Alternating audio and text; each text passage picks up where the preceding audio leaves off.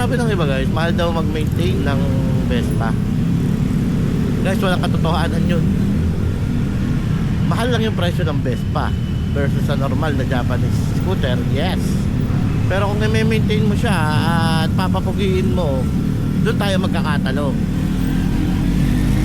diba? Kasi may mga Japanese or Taiwan parts ang Vespa, katulad ng Koso, katulad ng yan, HIRC, WF, DSMP, mga ganyan. Tapos meron din tayo tinatawag na tipid racing, which is yung Lazada Gaming, Shopee Gaming, ayan.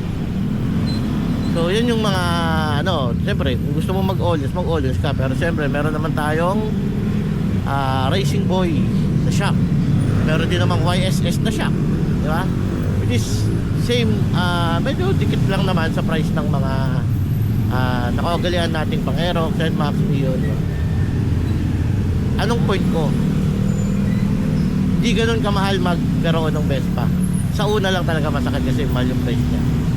Pero kung bibili ka ng pre-owned na sariwa pa naman at hindi mo nagkakalayo sa presyo ng Aerox at NMAX, why not? Try mo.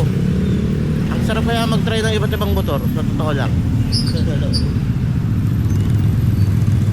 Nagmamahal lang naman ang Vespa, depende sa parts na kinakabit mo.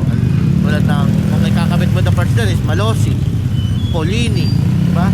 One of one, mga ganun, diba? Mandrel, mga ganung Max, Maros, yan.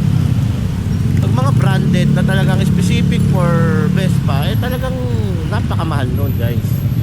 Imagine ano, yung fully set na mabibili mo lang 2.8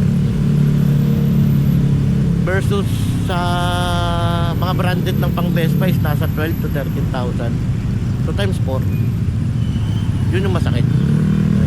Pero siyempre hindi naman tayo ganun kayaman, kaya binibili lang natin yung tama na.